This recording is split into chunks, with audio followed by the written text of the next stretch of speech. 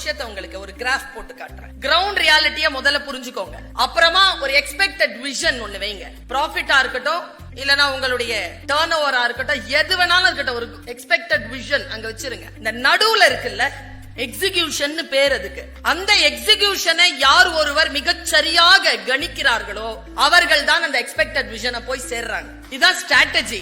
இந்த ஸ்ட்ராட்டஜியை நீங்க புரிஞ்சுக்கணும்னா ஒரு வேலை செய்யுங்க. பறவை பறக்கிறத மட்டும் வீடியோ போட்டு அந்த வீடியோவை ஸ்லோ மோஷன் பண்ணி பாருங்க. ஒரு பறவை வந்து ஒரு கிளையில உட்கார்ந்துட்டு கொஞ்ச நேரம் ரெஸ்ட் எடுத்துட்டு மறுபடியும் அது பறக்கும். அந்த ரெஸ்ட் எடுக்கிற பீரியட்ல அது என்ன பண்ணுதுங்கிறத மட்டும் கொஞ்சம் நெருக்கமா கொஞ்சம் க்ளோஸ் அப்ல பாருங்க. அது முதல்ல என்ன செய்யும் தெரியுமா?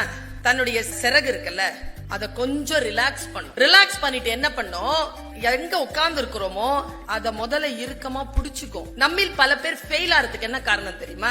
எந்த கிரவுண்ட் நமக்கு வாய்த்திருக்கிறதோ அதை பிடிச்சுக்காம அங்க பறக்கிறத பத்தி மட்டுமே கவலைப்படுறது. முதல்ல உங்க கிரவுண்ட நல்லா இறுக்கமா புடிச்சு ஒரு பிரஷர் கொடுக்கோங்க. அது அப்புறமா அதை ரிலீஸ் பண்ணுச்சுல அந்த சிறகு அதை ஃபுல்லா விரிக்கும். நல்லா பாருங்க, அது பறக்காது. விரிச்சு பிரஷர் கொடுத்து அங்க பாக்கும், எங்க பறக்கணுமோ அங்க பாக்கும், முடிவு பண்ணிடும். அப்புறமா ஒரு புல்லப் பண்ணம் பாருங்க, பறந்து போயிடும்.